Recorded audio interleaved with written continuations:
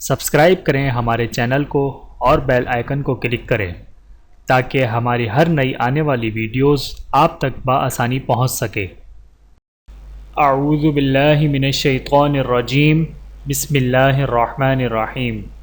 تمام دیکھنے اور سننے والوں کو السلام علیکم ورحمۃ اللہ وبرکاتہ، اور میں آپ سب کو اپنے چینل میں خوش آمدید کہتا ہوں۔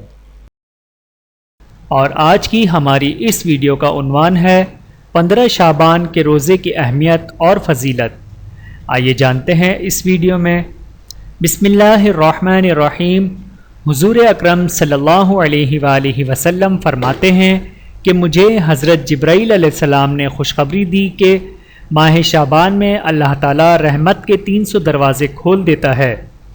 حضور اکرم صلی اللہ علیہ وآلہ وسلم نے فرمایا کہ جو شخص ماہ شعبان میں 3 روزے رکھتا ہے اور پھر وہ مجھ پر درود و سلام پڑھتا ہے تو اللہ تعالیٰ اس کے تمام گناہ معاف فرماتا ہے اور اس کے رزق میں برکت فرماتا ہے۔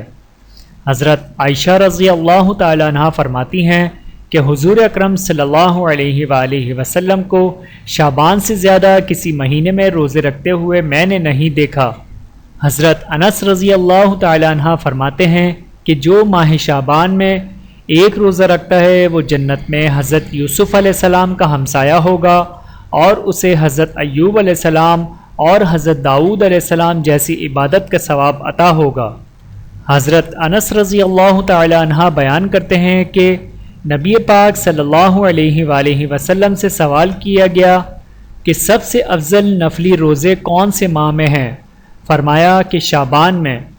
حضرت علی رضی اللہ تعالی عنہ سے روایت ہے کہ نبی پاک صلی اللہ علیہ وآلہ وسلم نے ارشاد فرمایا کہ جب شعبان کی 15ویں شب آئے تو تم رات کو قیام کرو یعنی نوافل پڑھو اور دن کو روزہ رکھو۔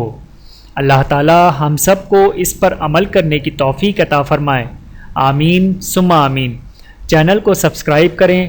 جزاکم اللہ خیرا کثیرا۔ ویڈیو دیکھنے کا بہت شکریہ۔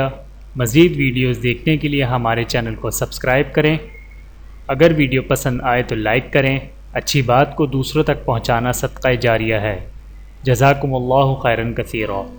اپنا اور اپنے پیاروں کا بہت زیادہ خیال رکھیے گا اور مجھے دعاؤں میں یاد رکھیے گا۔ Take care. اللہ حافظ۔